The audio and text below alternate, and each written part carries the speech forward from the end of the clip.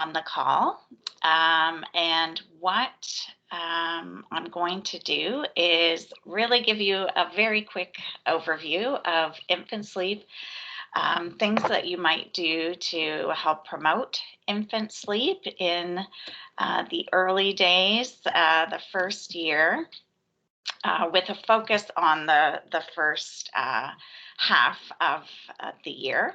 And please use the chat. I like things to be pretty informal. So if I say something and you need more explanation or you've got questions in follow-up to anything I've said, please put them in the chat, and Dunya will let me know what you're asking, and I'm happy to address those as we go, as opposed to you holding questions till the end.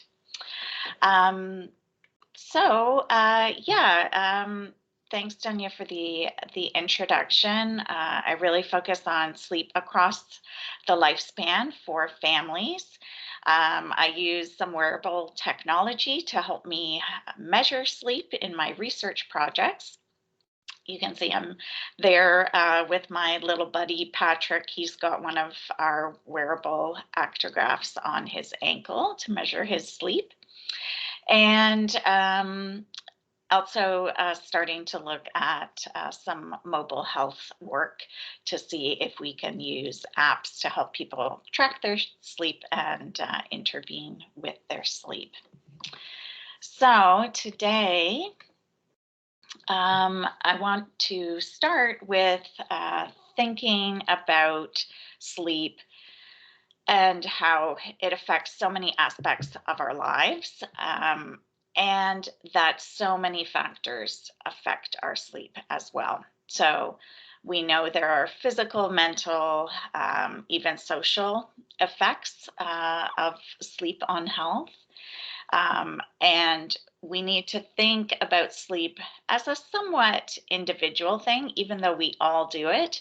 There are things like our own individual habits, our own genetic makeup, the physical environment that we're in that affects our sleep. The good news is that means that there are also some things that can shape our sleep. In terms of what does it mean to miss out on sleep? I think we've all experienced what it's like to miss out on a little bit of sleep, and that has effects on different aspects of our health. So in terms of mental health, we know even just missing out on one night of sleep, people will report lower mood.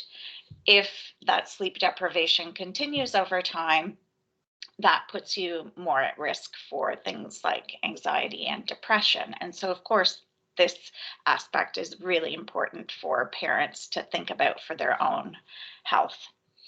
We also know if you miss out on sleep, your brain just doesn't function as well. So it's harder to solve problems, harder to extract memories, harder to learn new things. And this too is important for parents to think about, because being at home with little ones really is a brain taxing endeavor. And so we maybe need to hold ourselves a little gently in terms of how much we're asking ourselves to do if we're in a sleep deprived state. There are cardiovascular effects of missing out on sleep as well, real physiological effects. So missing out on sleep over the long term actually can shape even the food choices you make, gravitating more towards higher sugar, higher fat foods. It has an effect on glucose metabolism and our resting heart rate and blood pressure, for example. And then I do some work with adolescents, and so this area is of particular interest to me, the influence of sleep deprivation on risk-taking. So we see higher rates of unintentional injury, accidents, falls, and higher rates of drug and alcohol use amongst, for example, adolescents and young adults who have sleep durations that are lower than we'd like to see. So those are the effects of missing out on sleep on our health in a number of different spheres. But I always like to start a talk like this to give parents and parents to be a sense of where I'm coming from when it comes to thinking about sleep. And to maybe just get you started thinking, if you are about to be a parent for the first time, what your thinking about sleep is going to be and how you are going to approach it.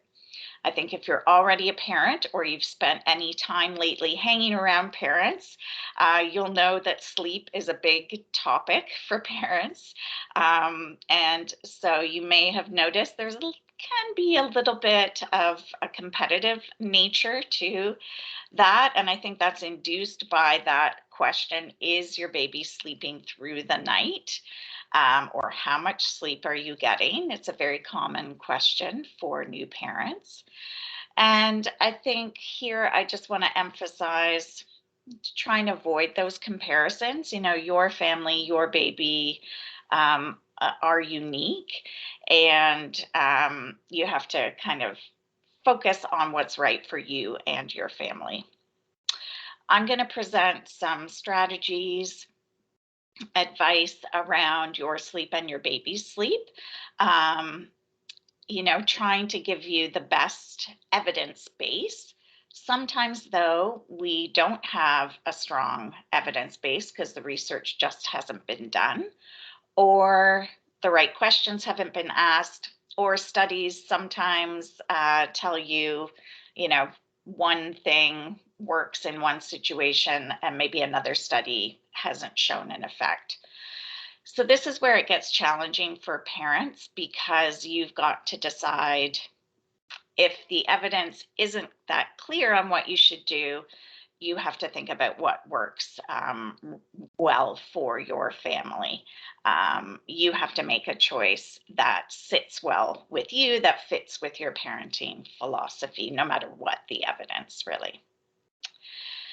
I come to sleep from a behavioral perspective. So I think sleep is a behavior that we can shape. And I don't think, therefore, that anyone is 100% an excellent sleeper or a terrible sleeper. There's influences that can, day to day, week to week, year to year, we see changes in sleep across the lifespan. And there are things that we can do personally to help improve our sleep. And then lastly, one of the reasons why I love studying sleep and working clinically in the field of sleep is it's something that you get to try each night. So there aren't that many experiences in life that every day you get to try again. So it's something that you can keep working on.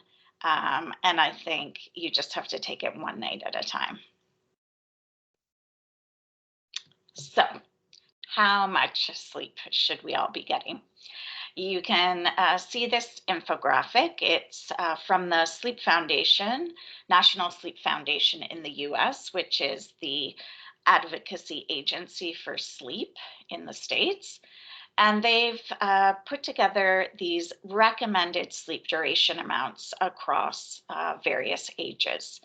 So newborns 0 to 3 months and infants up to a year are in the two leftmost columns. And you can see there's actually quite a wide range of what's recommended. So for the dark blue bars for newborns, 14 to 17 hours in a 24-hour period. And then that reduces a bit as the infant grows. But there are also the light green bars above and below those recommended amounts. And those are amounts of sleep that may be appropriate for your infant. So a little bit lower and a little bit higher than those recommended amounts. So there's really quite a range that might be right for your baby.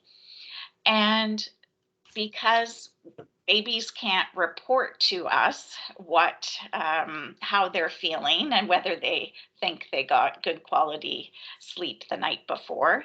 We have to go on their behavior the following day. So we need to look at things like um, how much crying and fussing is there happening? How irritable are they? Or are they a pretty happy go lucky baby? Sure, they get a little fussy before their nap, before they're going down for the night. But if they're generally doing well, thriving well, then that can be a good indication that the amount of sleep that they're getting is adequate. And then, of course, we're talking about parents today too. So down to the right where you see the adult column, 7 to 9 hours is what's recommended. And then there are some people who need get by on a little bit less or who need a little bit more than that.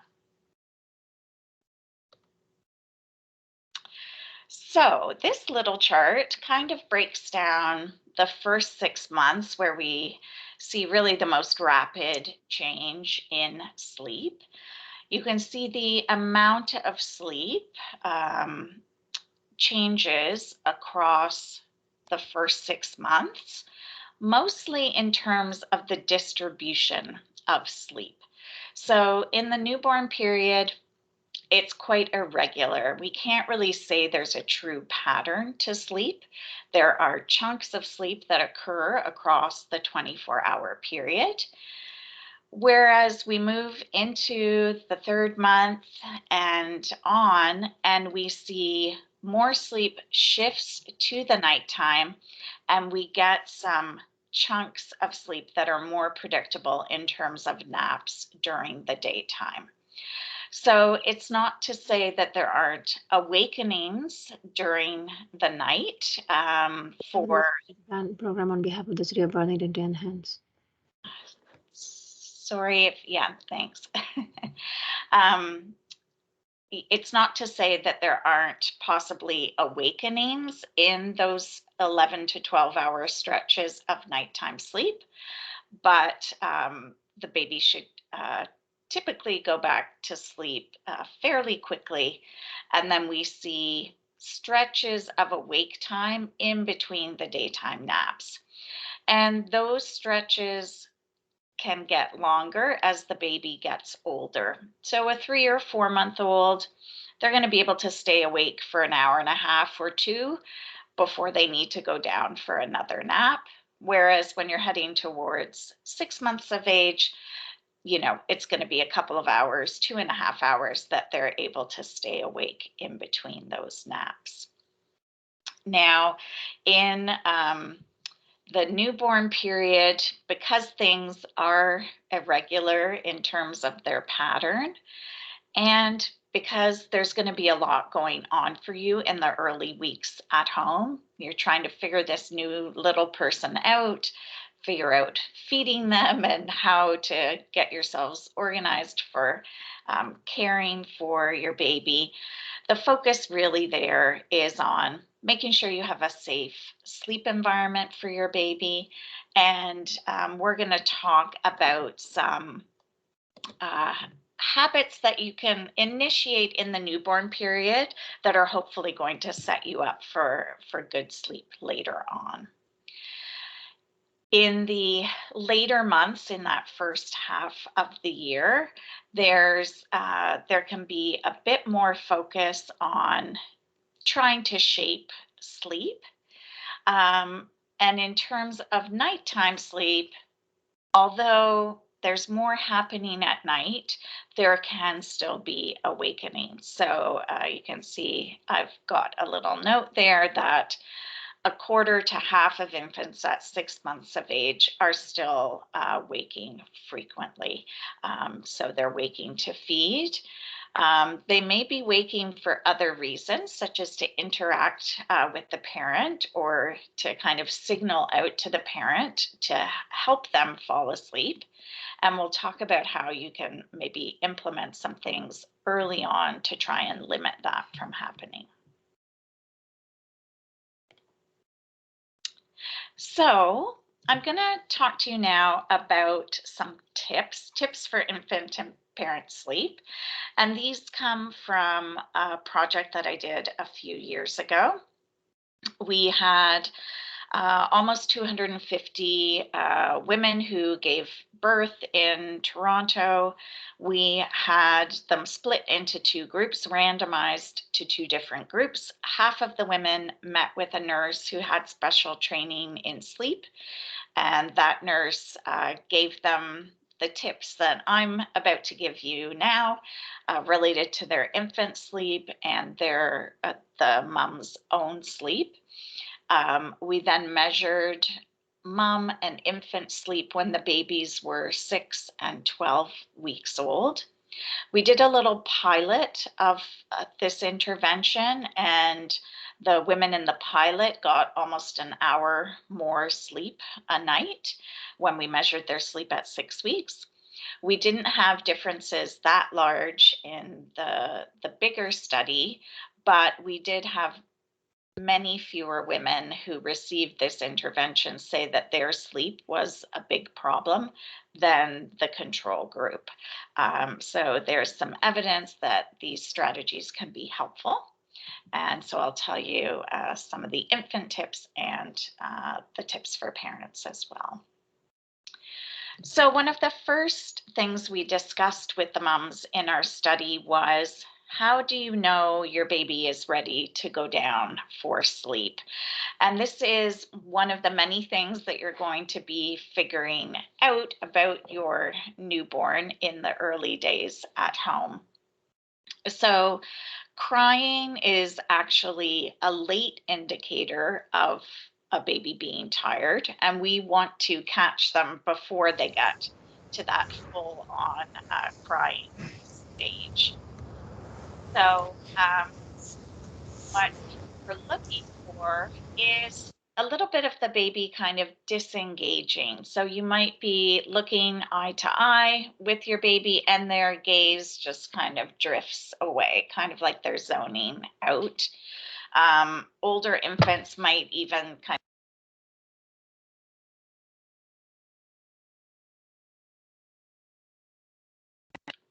Sorry, I'm not sure how I got muted there.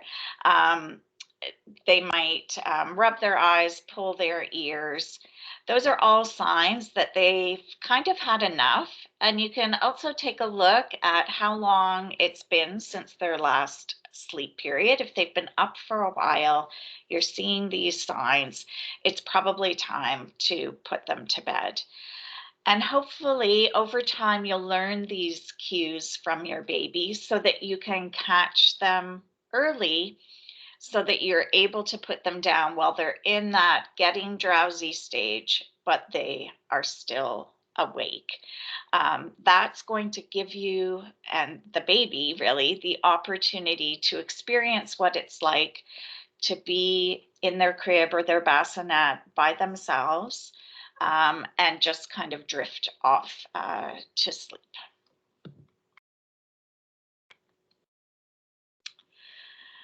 So I sometimes have parents ask me, how quickly do I have to respond to my infant? And in the early months, your baby really needs you. You do want to be really responsive to your infant. The one thing I would say for you to look for, though, is that sometimes babies, as they move in and out of deeper and lighter stages of sleep, they may have a brief awakening. And sometimes they just settle themselves back to sleep, and you don't even know that they've woken up. Sometimes they might briefly cry out or just cry out for 30 seconds or so. So in that case, if your baby is asleep and then you hear them and they haven't been asleep for all that long, I would just hang back for just a little bit, and you'll see, is the crying then just turning into fussing and then fading away? You've saved yourself getting out of bed and going to see the baby. That might help you get back to sleep faster.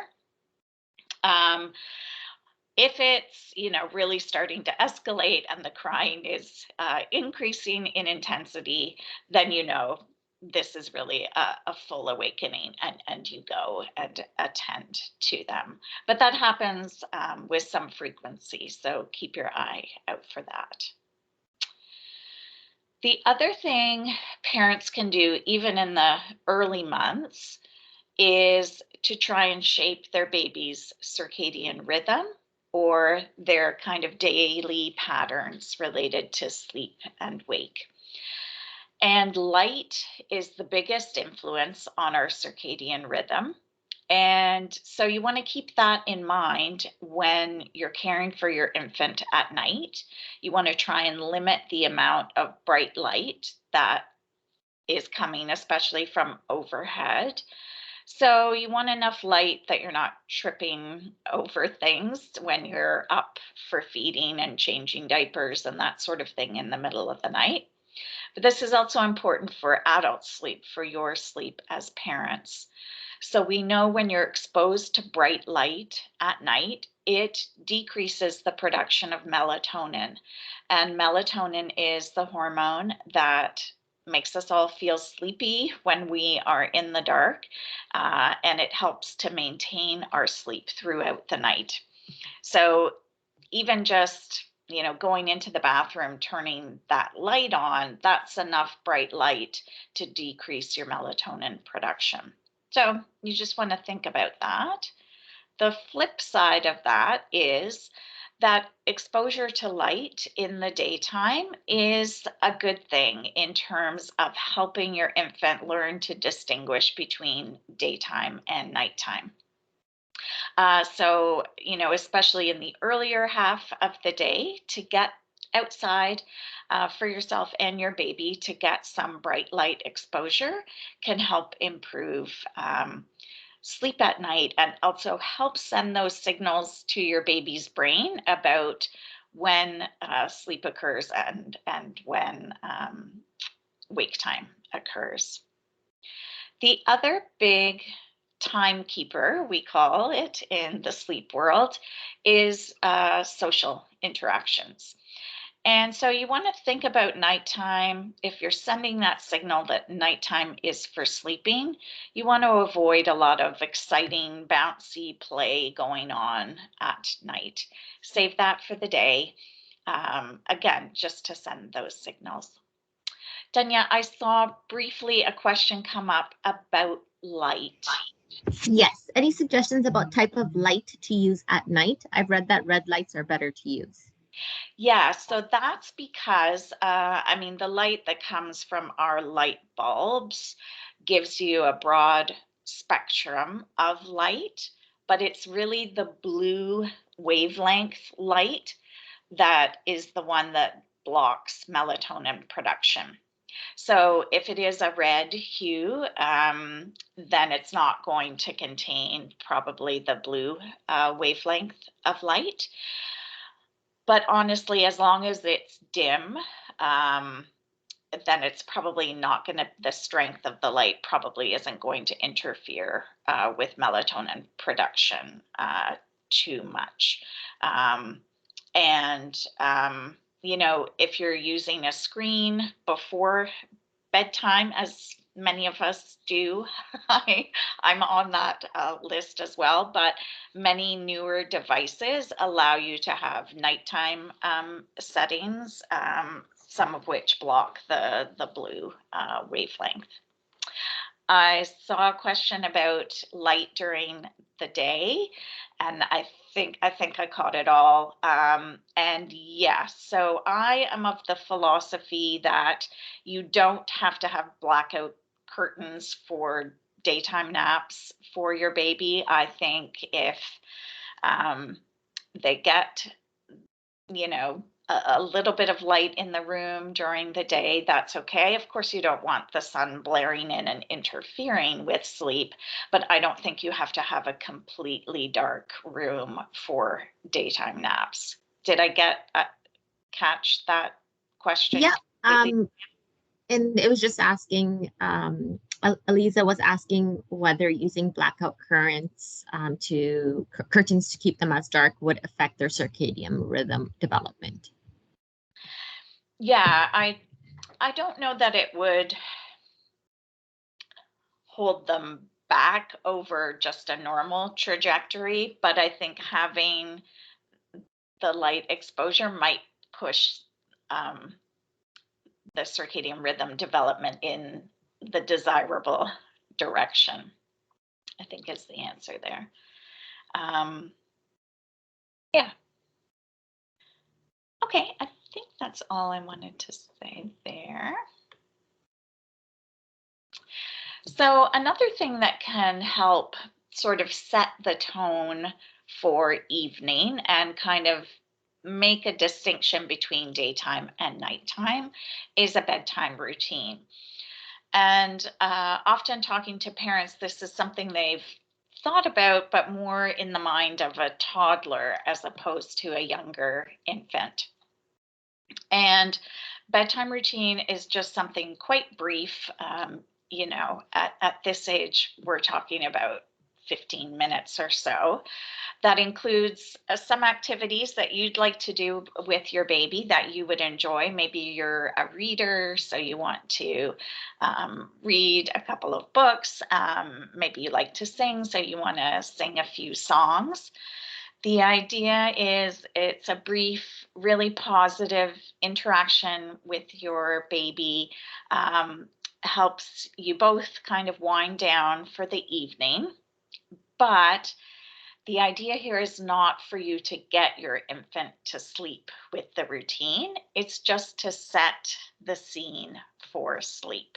So it becomes something predictable that you do routinely, hence bedtime routine, that is predictable. And you probably have a bedtime routine for yourself. You know the steps that you take, and you probably usually do them in a certain order. And then that leads you to sleep. So we're looking to establish the same kind of thing for your infant.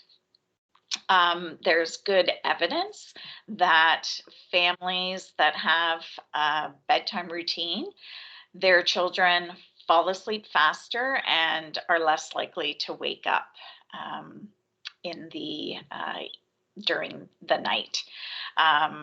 Most of those studies are with infants 6 months and older that have been done, but there is really strong evidence for its effectiveness. In the early months, it's a bit hard to, you can't really have a set time for a bedtime routine, with a newborn, even in the first couple of months, but you can just sort of pick an arbitrary time, whenever you're putting them down after 6 p.m. The first time they're going down after 6 p.m., then you could introduce it then. So I made note that your bedtime routine, you want to get them to that drowsy state, but not completely asleep. And what we're trying to avoid there is having any interactions or parent involvement in the infant falling asleep that then becomes a sleep association. And the most typical sleep association we see is that an infant is fed to sleep every time they go to sleep. And then when the infant wakes up, and in the later months, they may wake up and they're not really hungry, but they do need to be fed in order to fall asleep, because there's become this pairing of eating and sleeping. And, in the early months, your baby falling asleep while at the breast or while being bottle fed, it's going to happen, and that's okay. What you want to start thinking about, after you've kind of got the hang of feeding, things are going well in the newborn period, you want to think to yourself, okay, remember I'm supposed to try and introduce something in between eating and sleeping. And that's where this little acronym EASY comes along. So you want to just introduce something to kind of break that association between eating and sleeping. So it doesn't have to be something very active. It just could be, kind of propping the baby up in your lap, rubbing their back a little bit, seeing if they have a burp in there, changing their diaper, especially in the newborn period. Often when a baby feeds, they have a big poop right after, so you may have to change their diaper anyways. Changing the sleeper that they're in, just a little something. You can do it gently so that it wakes them up a little bit, but again, it's that drowsy state that you're looking for. They can then be placed in their crib or bassinet to sleep. And the reason why we talk about this with parents is because we often see 6-month-old, 7 months old, and older, where this connection between eating and sleeping right after becomes quite strong. And then anytime the infant has one of those brief awakenings, even one of those awakenings that I talked about that are really just in between cycles of sleep, the only way the infant then knows how to get themselves back to sleep is to be fed. And so that can lead to really frequent awakenings for parents, which are manageable for a certain amount of time, but as the months go on, become harder for families to maintain. So that's the EASY acronym to try and remember that.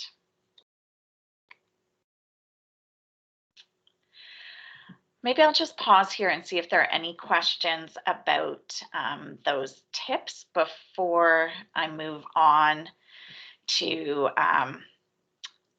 talking a bit about safe sleep. And then I have some slides on parent sleep. And then I suspect there will be some interest in sleep training and sleep training techniques, or what is even sleep training. And I've got those slides at the end just to give you a sense of where we're heading. Danya, did you want to say something? There's nothing on the chat as of yet, but in case something does come up, I'll let you know. All right. I'm just going to take a sip of my drink while you see if you've got any questions.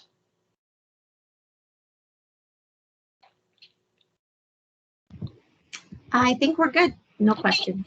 Okay. Oh, wait, there is one. Yes, Vivian. I think it's just coming in.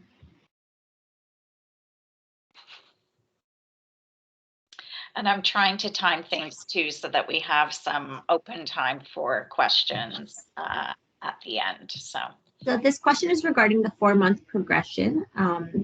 Why do babies wake more if they now start having a sleep pattern more like an adult and less active sleep? So Vivian, are you talking about, sometimes people talk about a 3-month or a 4-month sleep regression where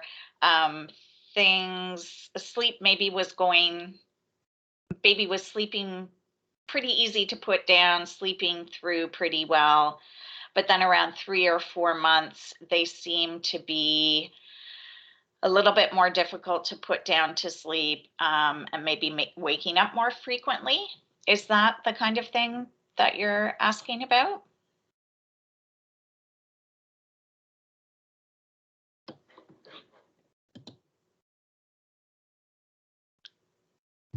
Yes. Okay. Yeah, so the 4-month, the so-called 4-month, I've heard it called a 3-month sleep regression as well. I'm not entirely sure that exists. So my thinking around that, I'm not alone in this, is that around 3 or 4 months, it's totally developmentally appropriate for infants to be more interested in the outside world, to have a better understanding of their influence on the outside world and their ability to draw their parents to them. And so for me, I think that that change that we sometimes see in babies' sleep at around 3 or 4 months is a completely normal phenomenon. And because they become more aware of their ability to kind of call out, I think parents just have to come back to that principle of you want to try and promote them going down drowsy but awake. So the kinds of things that we talked about in terms of, having a routine, getting them to that drowsy state, not introducing things to, that kind of promote your involvement, but that try and get them to fall asleep a bit more on their own. So yeah, so it's not to me, it's not going backwards. To me, it's a normal part of infant development. Thank you. We have a few more questions that came in. Grace says that during naps, my baby cries awake after 45 minutes and won't resettle. When I pick him up, he will cry for another 20 minutes in my arms. What is happening here? My baby is 3 months old. Yeah, naps. I'm sorry, Grace. Naps can sometimes be really tricky. There are some babies who do that kind of little cat nap kind of thing. So did you say he? Yes. He, that first 45 minutes is kind of one cycle through the sleep stages for him, and then he's waking up. Why is he continuing to cry? He may actually kind of want to be back to sleep, and he's just kind of expressing his displeasure that he's not there. But we do see that happening. Does that happen? I don't know if that's happening every nap for you. He's a bit too young for any of the sleep training techniques that we're going to talk about later on, because I don't typically recommend those for babies as young as your baby is. But when we get to that section, those are some tips, strategies that you could try with him when he is a bit older.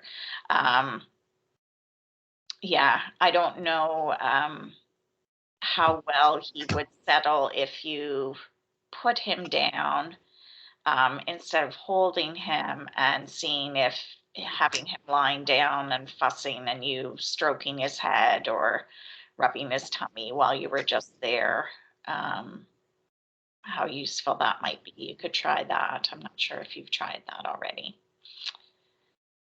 I can see We do have 3 more. Okay. Do you think baby massages are a good activity previous to sleep? Yeah, that could be part of your sleep routine, your bedtime routine, for sure. There isn't a huge amount of evidence linking them to improved sleep, but it's a really nice, relaxing activity for you and the baby. So that's great if you want to do that as part of your bedtime routine. Thank you. Sasha says that my baby is only 2 weeks old and will only sleep in the bassinet for about 15 minutes before waking and crying. Should we be picking him up every time? How can we gradually extend this time? He loves to sleep on us. Mm-hmm. Yeah, so Sasha, congratulations for um, getting so organized in with a 2-week-old that you could come to this talk. That's great because you've got a lot going on right now, especially if you're not getting too much sleep. Yeah, this is tricky. I mean, you're kind of right in the throes of the most irregular sleep that you're going to experience. Um, yeah, I guess I would have a lot of questions for Sasha around how feeding is going, because this is also the time when, you know, we're really trying to establish feeding and yeah, should you be picking him up every time? I mean, in the newborn period, we do kind of need to be pretty responsive to infants. Um, and yeah, you know, I've said a lot about how we really want to try and put them down drowsy but awake as much as possible. Sasha's right in the period where this is hard to do because they kind of do need to be quite close to their parents. Sasha, if you have time to hang around at the end of the session, I'd love to ask you a few more questions just about how feeding is going and that kind of thing, because it really, especially in the early days, feeding and sleeping intersect so much that I would just have a few questions for you, if that's okay.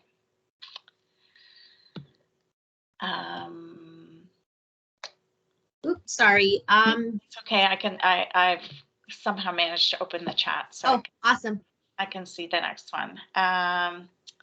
So Leanna's baby is struggling a bit with the getting them down sleepy but drowsy.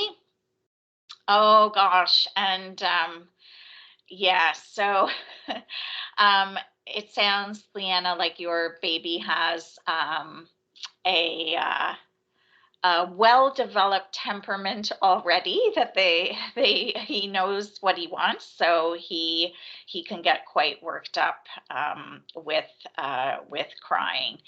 Yeah, so you know, it is something that you can try when he is older. The thing about sleep training or trying to shape sleep is it can really be done at any age, right? I mean, we have adults who have years long insomnia and they can work with someone and fix that problem.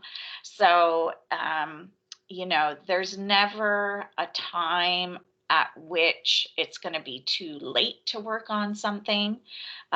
Sometimes it can be too early. Your little guy sounds like he needs you a lot still. And so, yeah, you know, you just keep trying.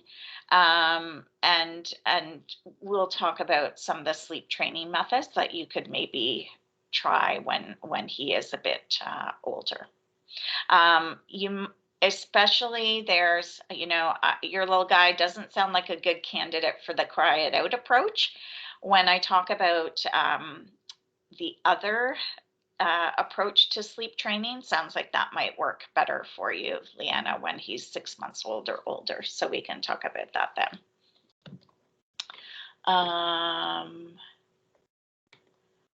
Okay, and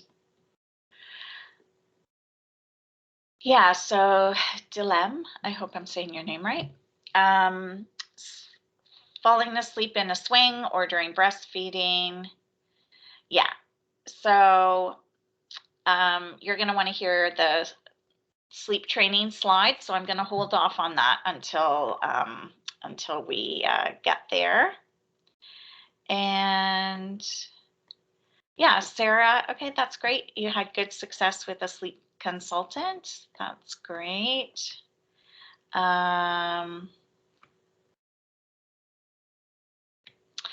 Yeah, so colic is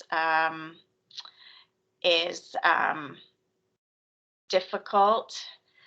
to deal with. And that's what we used to call colic, we now call excessive crying.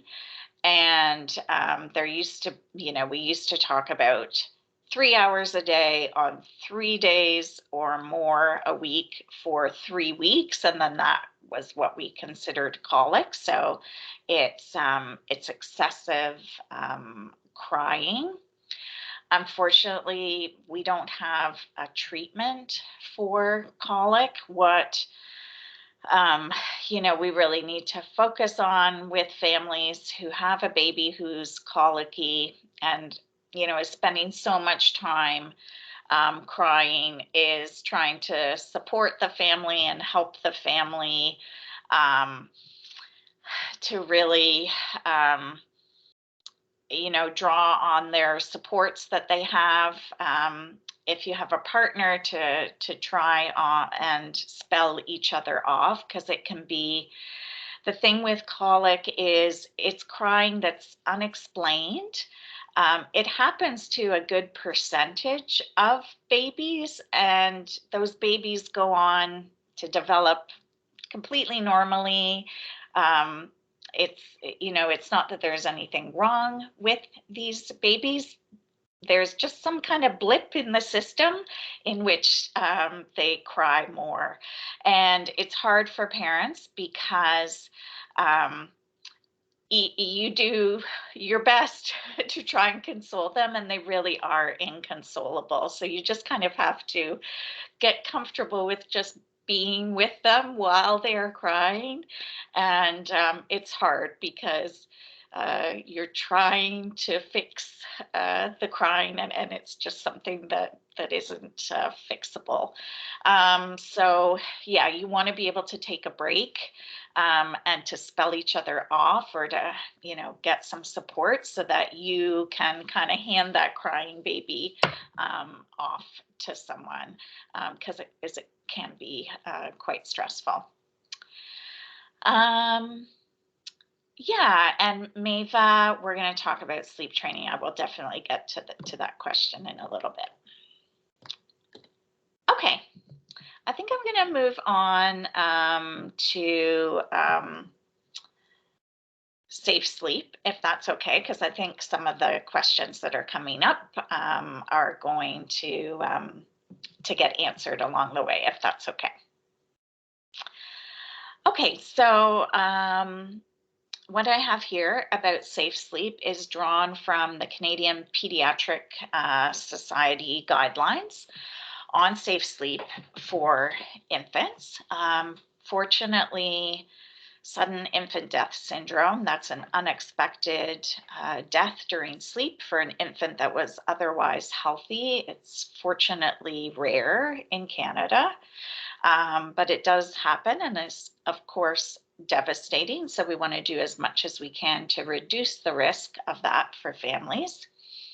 And what we understand of SIDS, and doing research in this area is difficult because it's all retrospective research. We're looking back at what factors were present around a death of an infant due to SIDS. So what we can say from the research is that for younger infants, the risk is higher. So that first 6 months of life is the most vulnerable time for SIDS. And that's why the recommendations in this statement are aimed at babies 6 months and younger. And then there are likely individual factors. So these are the things we really don't entirely understand. There's probably some sort of genetic, some kind of individual variability for these infants that puts them at higher risk, maybe related to how they control their breathing or how they respond to lower oxygen levels. Maybe their ability to regulate their temperature or their heart rate. So something very specific to that individual baby. And then there are environmental factors, and the good news for parents is that you have lots of control over these factors, and you can help shape these to reduce risk. So the key strategies here are putting your baby to sleep on their back every time they get put down to sleep. This means that they're going to spend time on their back, which means pressure on the back of their head. Babies can develop a flat head. It's called positional plagiocephaly. And to try and prevent that from happening, we recommend having tummy time. So giving your baby a few times a day, a few minutes on their tummy while they're awake, and you're there with them to supervise them on a firm surface. So you just don't want your baby always on their back. Of course, they won't be. You're going to be carrying them around lots of time. But the other reason we want to give them tummy time is if they don't experience that body position on their tummy and you try and introduce it later, it will be a really unusual position for them to experience and they won't be that happy about it. So you want to introduce tummy time in sometime in the first month is fine to give them that experience. It's also really important for them to be on their tummy while awake so that they can practice pushing away from the surface that they're on. That helps them develop head and neck control and the upper body strength that they're going to need to push to all fours, to plop their little bum into a sitting position. So it's important just for their physical development to get some tummy time as well. So that's back to sleep.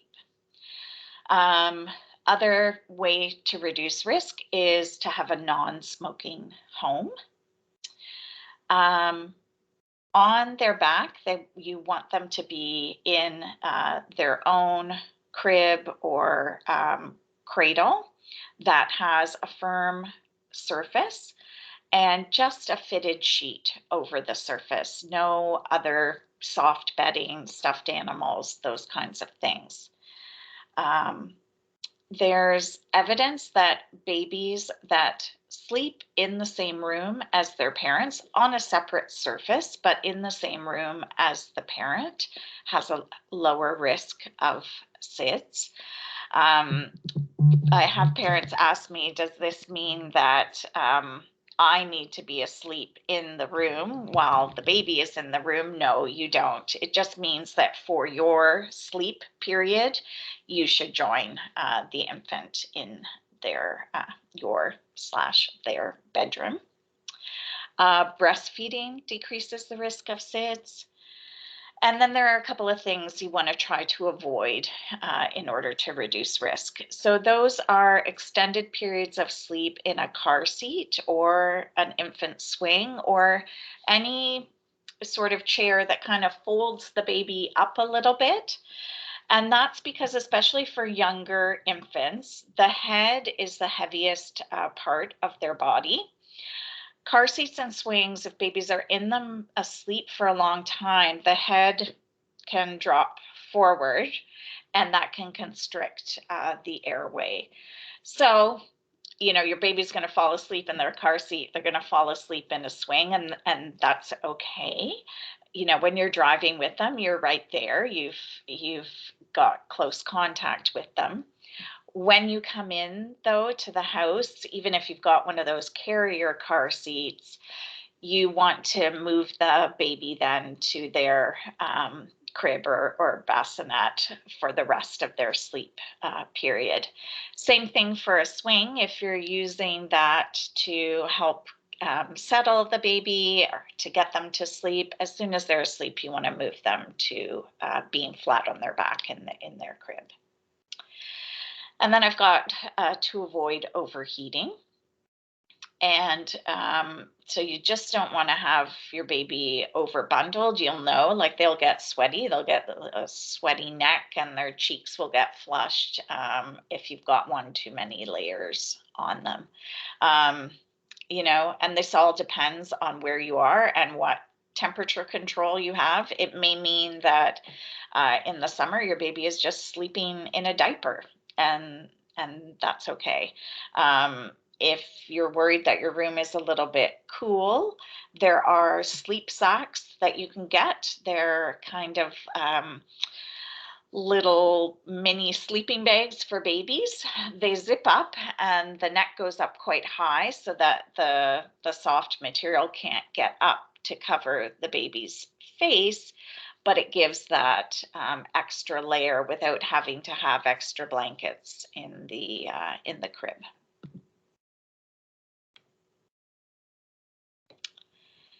Any questions about safe sleep before I go on? I've got a few slides about gadgets that you may be thinking about or wondering about in terms of sleep.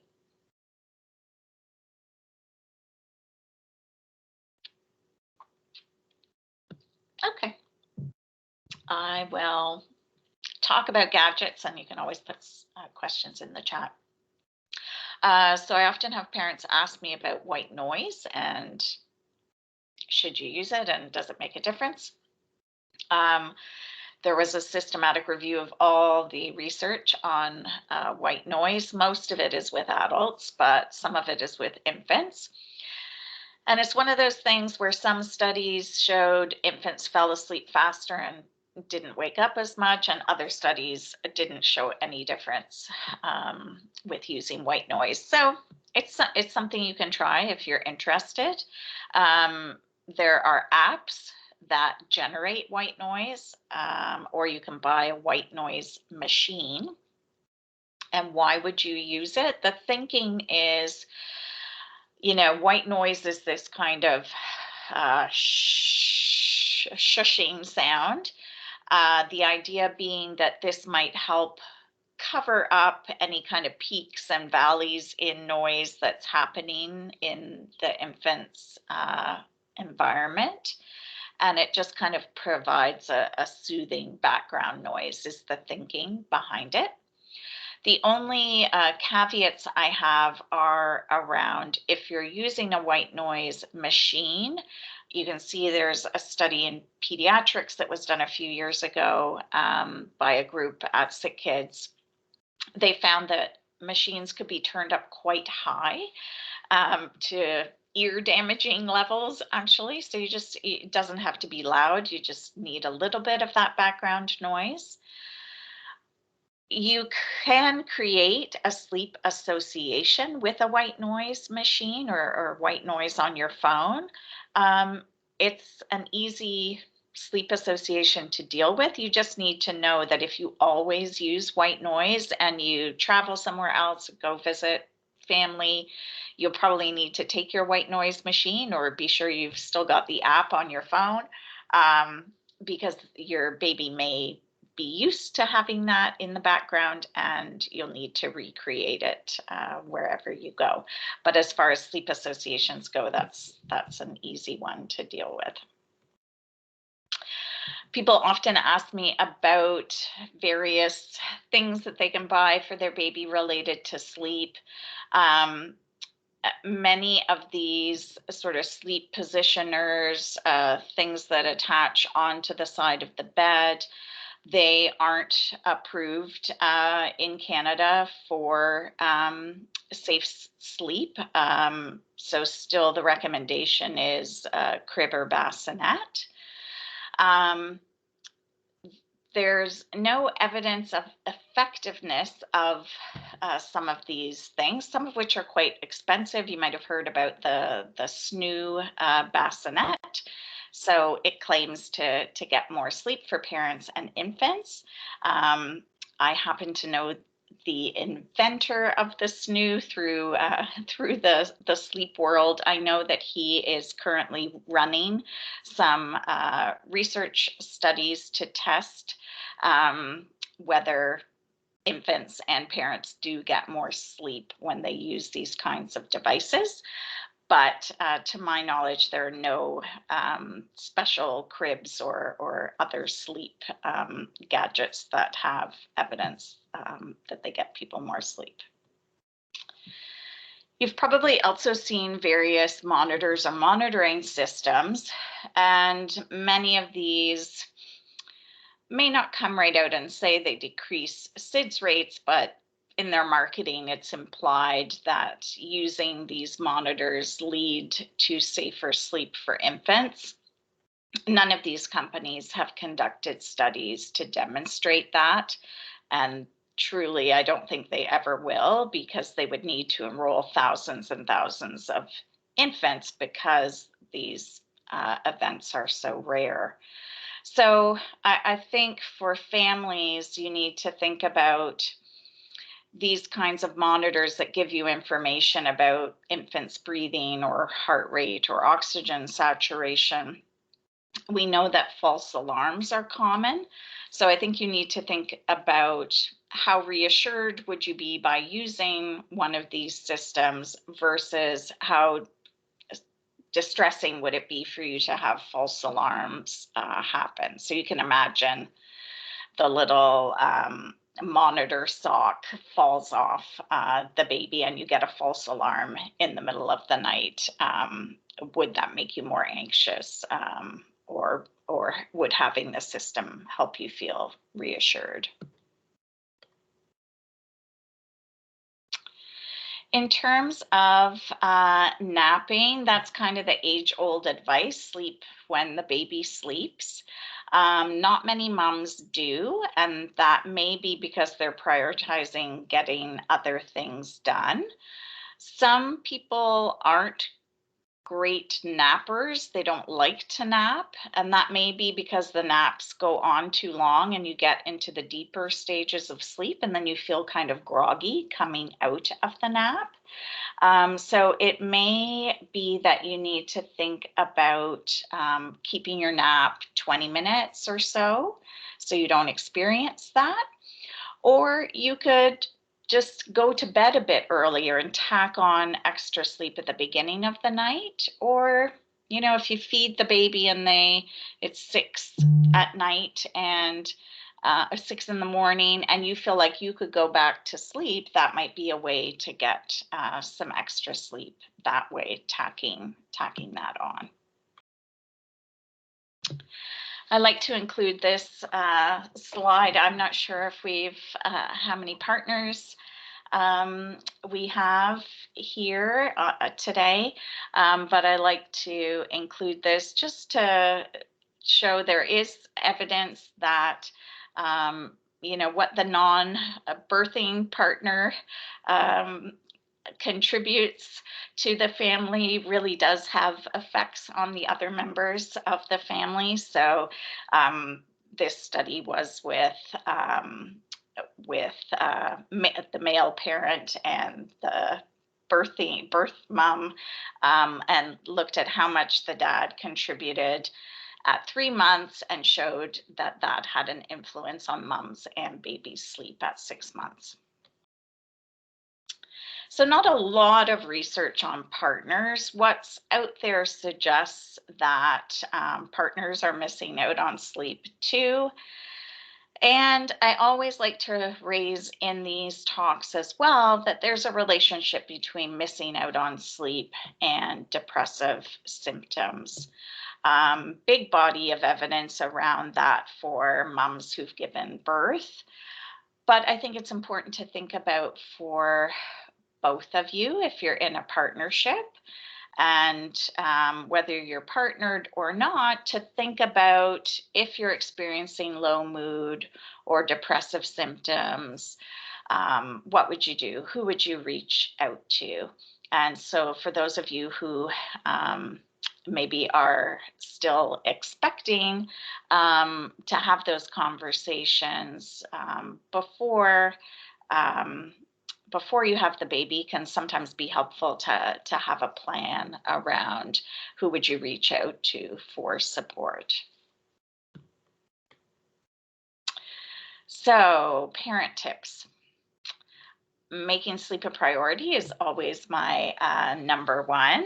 And as much as possible in terms of life with an infant, to try and keep consistent with your with your sleep schedule and your bedtime routine, just to try and build in those circadian rhythm triggers as much as you can. And that includes avoiding that screen time before bed. But you also want to think about, what you're eating, drinking. Huge body of evidence around the positive effects of exercise on sleep, not just sleep duration, but sleep quality. So depth of sleep increases with exercise. And we're not talking about marathon training. It's really just getting out for a brisk walk. So that's something to think about, and paired with some bright light exposure can be really helpful.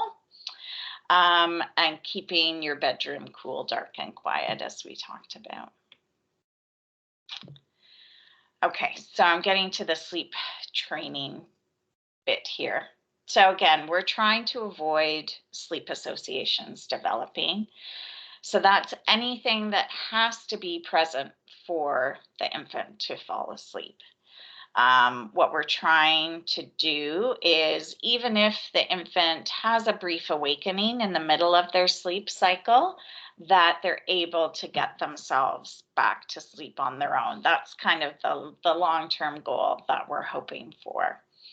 So hopefully you have a nice bedtime routine, circadian rhythm stuff going on to set yourself up nicely.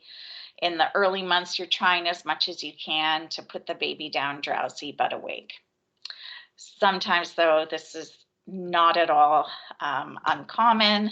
To the best of our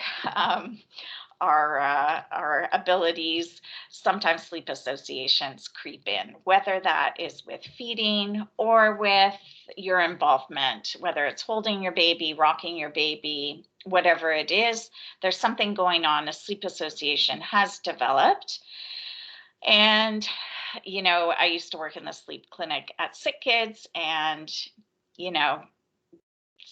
8, 9, 10 months, sometimes, parents want to do something about those sleep associations, or maybe, a partner's going back to work, and parents are just starting to think we need to do something about these sleep associations.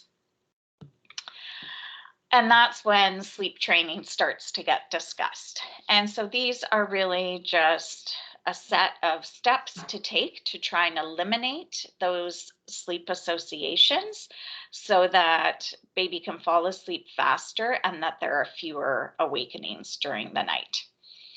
There's the cry it out approach. Some people call it checking in.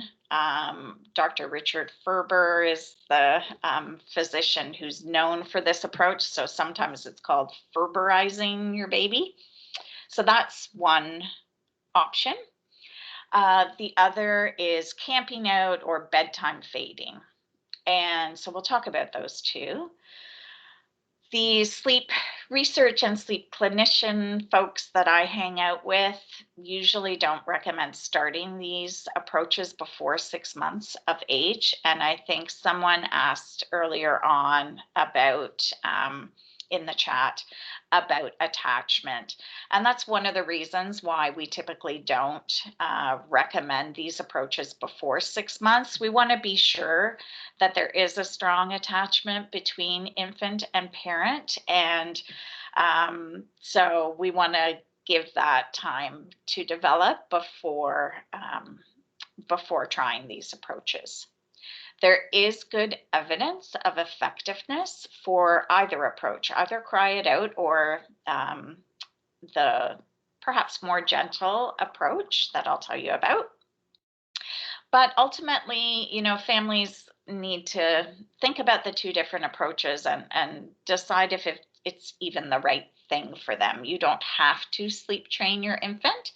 And, I've known families who do wake up with their infants 1 or 2 times a night, but it's a quick awakening, and baby gets back to sleep and parents are able to easily get back to sleep, so it doesn't bother them. So it's really about, is this right for your family? And you don't have to sleep train. is sleep ever a problem? Again, that's a bit defined by the family and also by the age of the infant. You know, a 12-month-old shouldn't be waking up every hour in the night. So that might concern me because they're not getting long stretches of sleep. And who should you see? Someone mentioned a sleep consultant in the chat. You can ask your primary care provider.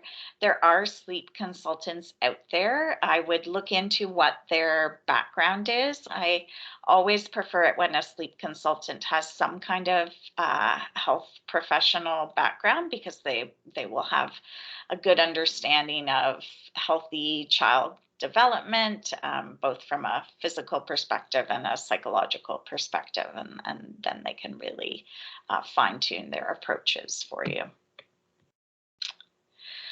So night feeding can contribute to night waking. If that is an issue, we have to deal with that before implementing any of the sleep training approaches. So you need to move the intake of food at night into the daytime. Otherwise, the child is going to get hunger cues, and that's probably what's contributing to their waking at night. So that has to happen gradually. And I can tell you how to do that, but I'm going to skip over those 2 slides, and I can come back to them if that is of interest to anyone on the call. Assuming you've moved all the feedings to the daytime, I want to tell you about the 2 different approaches. So cry it out. You are still involved in some way, presumably. So if you've gotten rid of the feedings, and if that hasn't gotten rid of the nighttime awakenings, then you think about cry it out to deal with, maybe you're having to hold them, rock them, that kind of thing to get them to sleep. So instead of doing that, you do your bedtime routine as you usually would. You want to get them ready for bed, hopefully drowsy, but they're still awake. And then you're going to put them in the crib. Say, you know, you love them, you're going to be right outside, but it's time for bed. It should be a brief, neutral interaction. And then you head out the door. It's up to you whether you want to close the door or not, but you shouldn't be visible to the infant if you leave the door open. You stay out for 5 minutes. There will be protesting, hence the term cry it out. After 5 minutes, you go back in. You do the same reassurance, but you're not picking the infant up. And then you go back out, this time for 10 minutes. And you repeat that until the infant falls asleep or until you're up to 15 minutes. And that's the max that you would ever stay out, but you would keep repeating at the 15-minute stay outs. You can, some of you are probably anticipating challenges with this for yourself. If it's hard for you to hear your infant cry, then this is a tricky one to implement. If your infant has a temperament where they would be having none of this, then this may not be for you. And in order to be effective, you have to be 100% consistent with this. So this cry it out process has to happen every time they go down for sleep throughout the day and the night. And so sometimes that's challenging if you have a different caregiver during the day and they maybe wouldn't be keen on doing this, or you don't want to ask them to do this. So there's lots of things to think about to determine whether you could implement this. The alternative, and I should say, if this is applied consistently for most babies, this is pretty effective in a short period of time. We're talking about 2 or 3 or maybe 4 nights of applying this. The alternative, which takes longer, but doesn't involve as much crying, and you're not leaving the room in the same way, is bedtime fading. And so in this case, if you've got kind of a process, maybe you're holding the baby and rocking and rubbing their back and singing a song to them, what you do is you break down your associations into components and take one out for a few days, then take another one out, take another one out. Now, maybe you have the baby in the crib and you're just kind of rubbing their tummy, but you're pulled up in a chair right next to the crib. You just keep removing yourself bit by bit. You still need to have that kind of neutral interaction. You really don't want to engage too much. And with older infants, they'll be pulling up to stand and trying to engage with you. So you have to detach yourself a little bit while you're in there. You still need to be consistent with this approach. Once you've stopped rocking them in the rocking chair, you don't want to go back. You want to just keep moving forward in terms of removing pieces of the association. But this approach is often more appealing to parents who can't see themselves doing the cry it out approach. I haven't seen any questions about early risers, so I'm going to leave that and leave you with these sleep resources. Babysleep.com. I'm part of the International Pediatric Sleep Council, and we've all contributed content to the website. It's 0 to 3. You can go in and put in a topic or your baby's age, and all the content will come up. We've got little video clips answering the most common questions about sleep. And if you check out our Facebook page on March 1st, we're doing a 24-hour baby sleep day where we're answering questions live on Facebook. Yeah, so Vivienne, you're asking, what do you do in the middle of training and the baby gets sick? Yeah, if the baby gets sick, I would hold off then on any sleep training. Once they're better, go back. And you're raising a great point.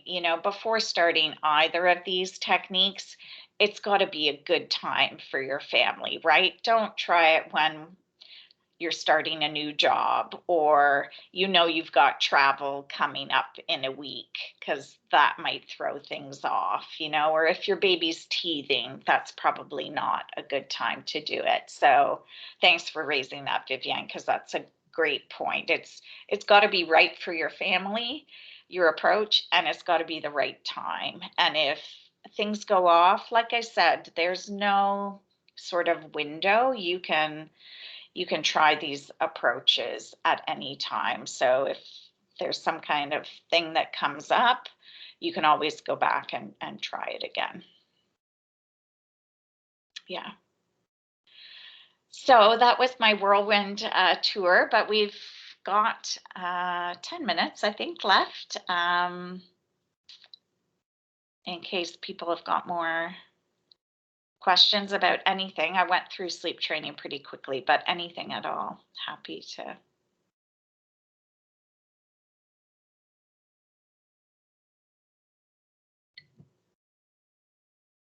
Hi, can I turn on my mic and ask a Yeah, question? of course, of course. I have an 8-month-old, and well, for the first 6 months, I did hold him to sleep, but we're past that, so thank goodness. Yeah. But my question is that I tried to do sleep training. Night times were kind of okay. Naps are just brutal. But right now, I kind of just rock him to sleep. And I'm just wondering, I mean, the rocking doesn't take an hour. It could take maybe up to, like, it could be anywhere from 5 minutes to 20 minutes, maybe. I'm just wondering if he'll just get it in time, like, to go to sleep on his own, without me having to shake him and kind of put him to sleep, because, when you put him down awake, he's definitely protests. Right. So I'm just, wondering in time, like I have the bedtime routine and he understands like when the light goes on off and the sound machine goes on, he's like he puts his head down, but he still kind of moves and twists and turns and it's like he's trying to figure out how to fall asleep, but he's doing it on me Yeah. and not on his own. And he may wake up maybe 1 to 2 times a night. Right. Yeah. So, I mean, I guess my question for you is that manageable for you? You know, do you, um, Yeah, I felt like that with the naps. I'm like, this is not sustainable for him to sleep on me for yeah, like the whole hour. And I feel like that with, napping too. So during the day, I'm always having to go upstairs, and hold him and rock him until he goes to sleep. And sometimes he's taking too long and yeah, he's playing, he's yeah, laughing and so forth. yep. And so I just don't know if he'll just in time he'll just get it or yeah. I mean, it's possible, um, uh, but Yeah. I mean, there are, there are studies that have kind of looked over the long term, looking at how involved parents are at different stages. And if there's involvement, it often continues, right, to older ages. So, I mean, you could try the bedtime fading approach. I mean, to me, it sounds like you're not like, yes, you are having to rock him, but he's also there aren't a ton of things going on. So I wonder if you'd be able to um, try putting him in his crib if that's where he's sleeping, and just having the chair close by, and you're almost ignoring him, right? Like you're there, but you could even have a little close your eyes and put your feet up while you're in the chair, and then you're there with him, but you're not doing the work of getting him to sleep. To fall asleep. Yeah. And he'll just cry like I mean, he'll yeah, he'll fuss. fuss. Yeah. I mean, maybe you know better than me if he'll if he'll really crank it up He'll for get mad. you. But you're there. Yeah. So if you're not comfortable with the cry it out, then that's an approach you can take. And just one more question. Um, would a like quote unquote strict routine just help them, develop an association with like, okay, it's 9 o'clock, this is sleep time, 2 o'clock nap time, 6 o'clock, like Yeah. could that just help him just sleep? I mean, the more consistent the Yeah, naps are, then that does, from a circadian rhythm right. perspective, become a bit more solid. I mean, I hate to tell people to be super restrictive because you want to, Yeah, for especially sure. now that things are opening up, For sure. that you can get out and go see people and do things. I don't like to be super rigid about, you have to be home for your nap. But for sure, consistency can help with that. Yeah. Okay, thank you. Okay. I see some hands up, Danya. I don't know if you know the order in which they appeared or. I just see one hand up. Oh, It's just okay. Johannes. I can't tell. You might want to go ahead, Farhana, if you wanted to unmute your mic. Hi. Yeah.